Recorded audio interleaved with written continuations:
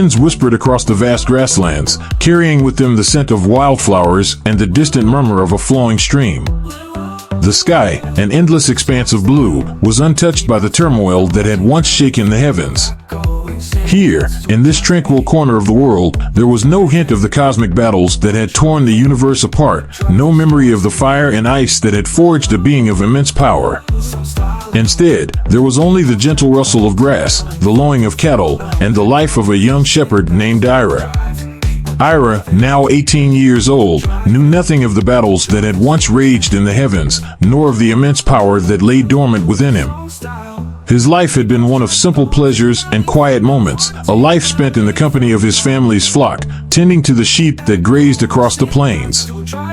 His days were filled with the warmth of the sun on his skin, the feel of the earth beneath his feet, and the sound of his black horse's steady hooves as they moved across the land together. Ira's memories were a tapestry of peaceful days, woven with the colors of a childhood spent under the wide open sky.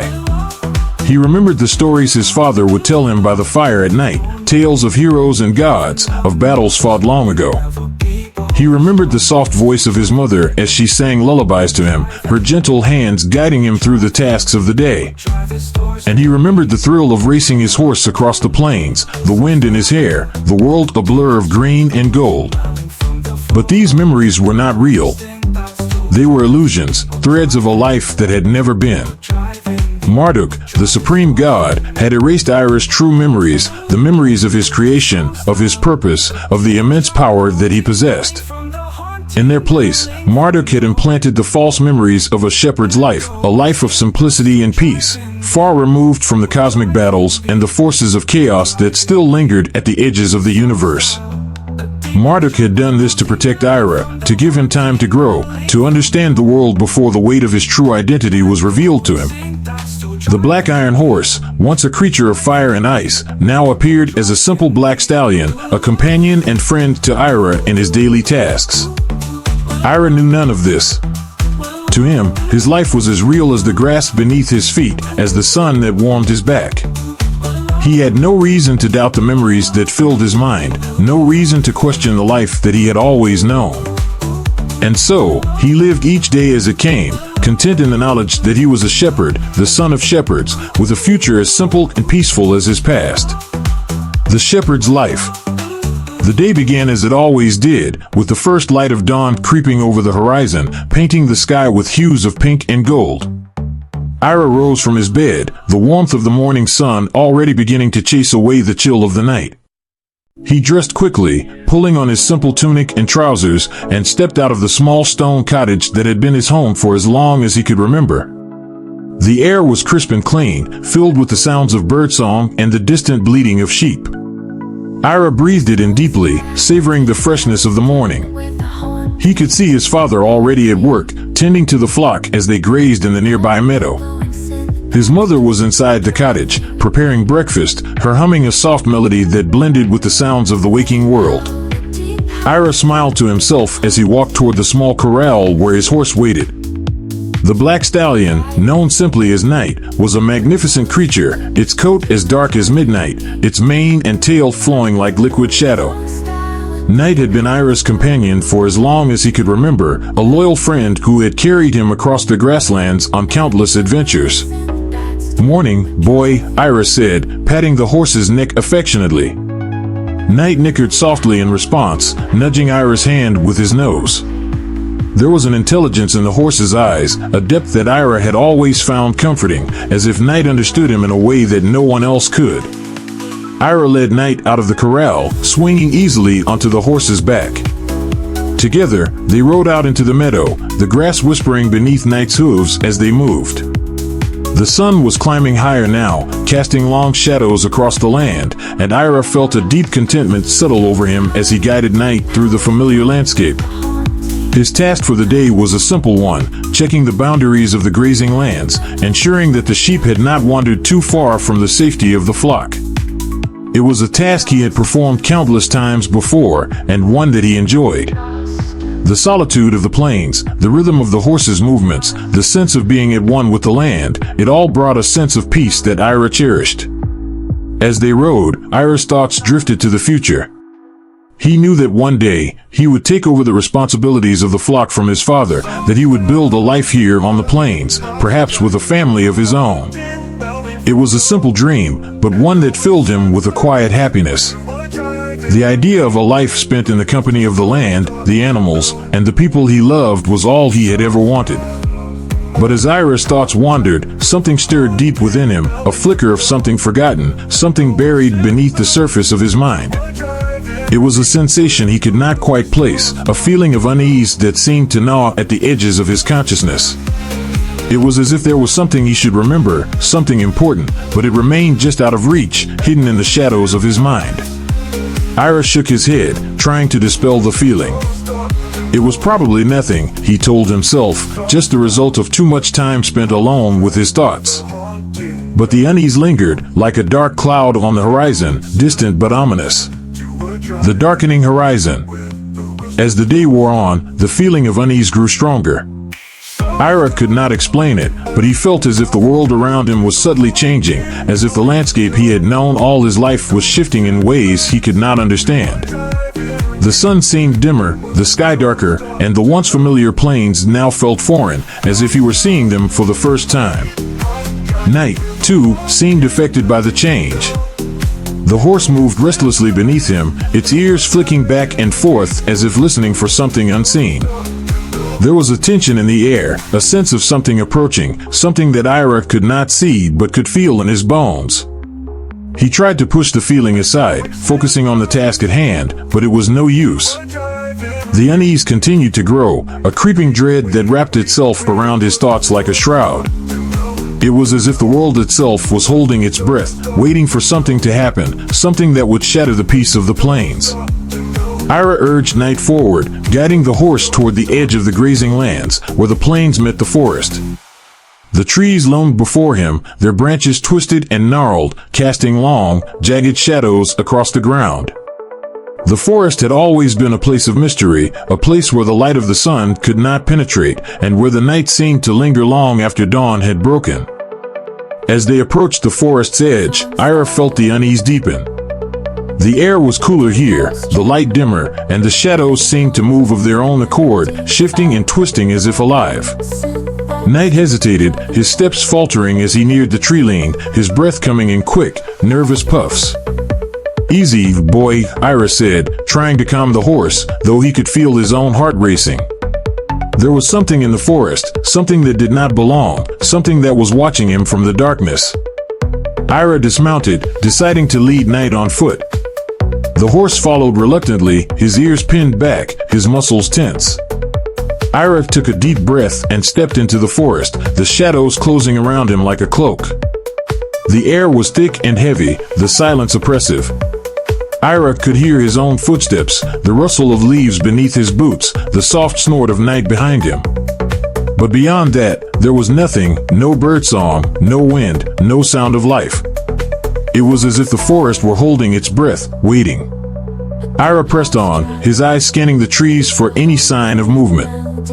The feeling of unease had now become a tangible thing, a weight that pressed down on him with every step.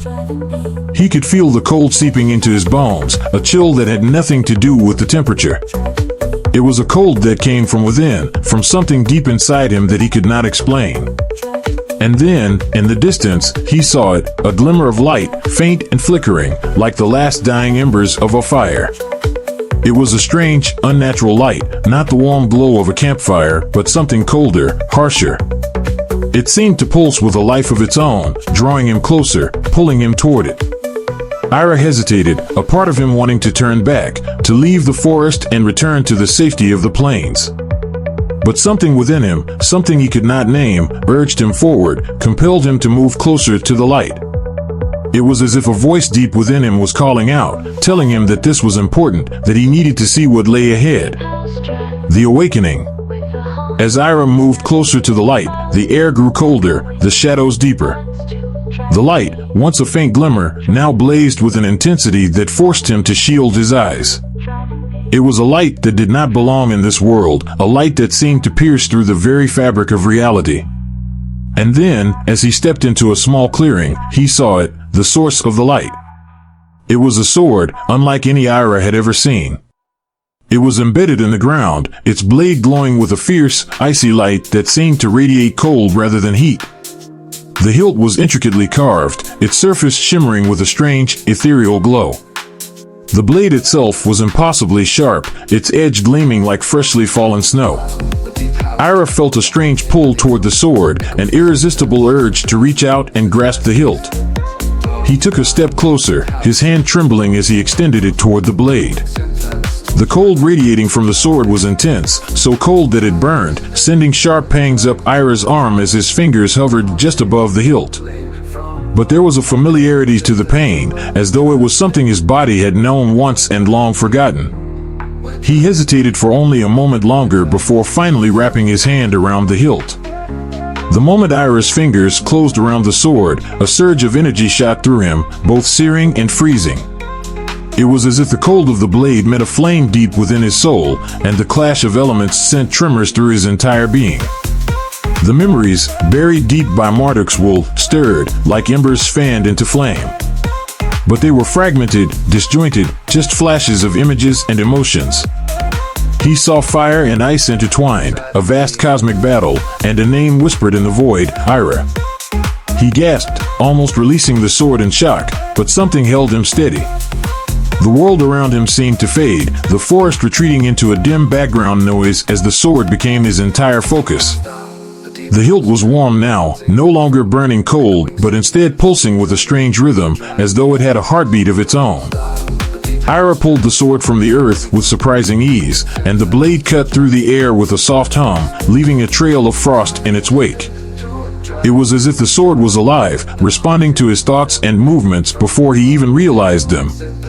He lifted the blade and watched as the light of the sword dimmed, replaced by a cold mist that clung to the edge of the weapon. He could feel it now, the power within the sword. It was immense, a vast well of strength that made him dizzy just to contemplate. But it was more than just the sword, there was something else deep within him, something he could almost reach, but not quite grasp. It was like a fire burning in his chest, fierce and untamed, but locked away behind walls of ice. As Ira stared at the sword, the fragmented memories began to coalesce, taking shape in his mind. He saw a figure, a god, who looked upon him with something like pride and sorrow. He heard words spoken in a voice that was at once familiar and strange. "You are my son, a protector, born of fire and ice. The cosmos will tremble before your power, but you must first learn balance." The words echoed in his mind, and Ira felt the truth of them deep in his bones. He was not just a shepherd, not just the son of humble parents who tended sheep on the plains. He was something more, something powerful, dangerous even. But the memories remained clouded, just out of reach, and the more he tried to grasp them, the more they slipped away. Suddenly, the sword flared with light again, and the frost that clung to its blade began to recede, replaced by a faint, dark flame that flickered along the edge. Ira's heart raced as he realized that this was the fire Marduk had locked away, the true power of the sword. But before he could fully comprehend what was happening, the flame flickered out, and the blade returned to its icy glow. Whatever force had begun to awaken within him, it wasn't ready to be unleashed just yet. But the experience left Ira shaken, his hand trembling as he held the sword. He knew now that he was not who he thought he was, but what he truly was still eluded him.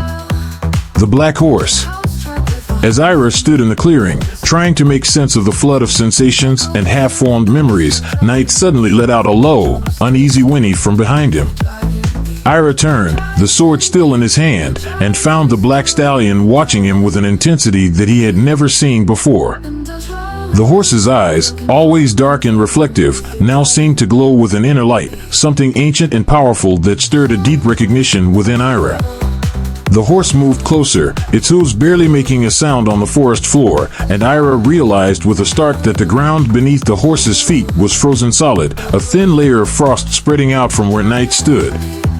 The black stallion's breath misted in the cold air, but as Ira looked closer, he saw that the mist wasn't just from the cold, it was laced with something darker, something that made the hairs on the back of his neck stand on end. For the first time, Ira felt a deep connection with the horse, something that went beyond the bond of rider and steed. It was as if they were two parts of the same whole, their fates intertwined by forces they could not fully comprehend. The memories were still elusive, but this connection was real, tangible, and it brought with it a sense of both comfort and foreboding. "Night," Ira whispered, reaching out a hand to touch the horse's neck. The stallion nuzzled his hand, and Ira felt the cold seeping into his skin, a reminder of the power that lay just beneath the surface of this seemingly ordinary animal. But Night was not ordinary, and as Ira stood there, sword in hand, he could feel the truth of it. The horse was bound to him, just as the sword was, and together, they were part of something much larger than this simple life he had known. And then, as if in answer to his thoughts, the ground beneath Night's hooves crackled with ice, spreading outward in a thin layer that covered the entire clearing.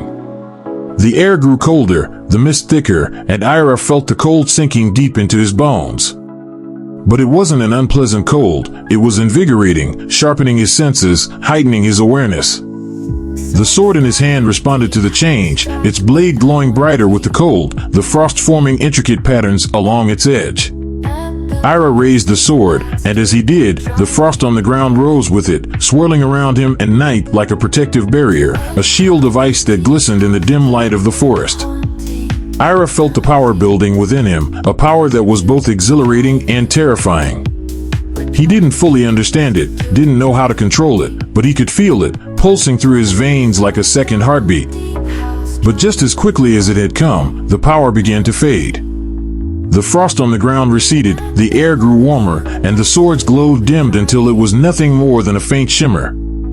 The cold that had filled Ira's veins retreated, leaving him feeling both exhausted and strangely empty. Night nudged him gently, as if sensing his confusion, and Ira let out a shaky breath. The power was still there, somewhere deep within him, but it was locked away again, just as it had been before. The memories, the strange visions, the connection with Night, all of it had receded, leaving him with only the faintest impression of what had just happened. But he couldn't ignore it. He knew now that something was different, something fundamental had changed. He wasn't just a shepherd, he was something more, something that he still didn't fully understand. Ira sheathed the sword, which had already begun to lose its ethereal glow, and turned back toward the plains. Night followed him, his steps slow and measured, the frost underfoot melting away as they left the forest behind. A world of secrets. The journey back to the cottage felt longer than it ever had before, the familiar landscape now tinged with an air of mystery that Ira couldn't shake. The sun was lower in the sky, casting long shadows across the plains, and the sense of unease that had plagued him all day had not entirely disappeared. As they approached the cottage, Ira could see his father outside, gathering wood for the evening fire. His mother was in the garden, tending to the vegetables that grew in neat rows along the side of the house. It was a scene of perfect domesticity, a scene that Ira had always found comforting. But now, it felt different, detached, almost as if it belonged to someone else's life. Ira dismounted, and as he did, his father looked up, a smile spreading across his withered face. "There you are, boy. I was starting to wonder if you'd gotten lost out there." Ira forced a smile, trying to shake off the lingering sense of strangeness. "No, just took a bit longer than I thought. The sheep were restless today." His father nodded, wiping sweat from his brow. I've noticed that too. Something in the air, maybe. Storm coming, I reckon." Ira nodded absently, though he knew the feeling had nothing to do with a storm. "Maybe," he murmured, glancing back at the forest, where the shadows were now deepening into night. He helped his father with the wood, his movements automatic, his mind elsewhere. The sword was a heavy presence at his side, a constant reminder of the power he had felt in the forest. But more than that, it was a reminder of the strange memories that had begun to surface, memories that didn't belong to him, or at least, not to the person he had thought he was. That night, as Ira lay in bed, he couldn't sleep. The images and sensations from the forest kept replaying in his mind, mingling with the half-remembered words of the figure who had called him son. He tried to push them away, tried to convince himself that it was just a dream, a trick of the mind. But deep down, he knew that wasn't true. Something was happening to him, something that he didn't fully understand. The memories, the power, the sword, and even night, they were all connected, pieces of a puzzle that he couldn't quite put together. But one thing was clear, the life he had known, the simple life of a shepherd, was over.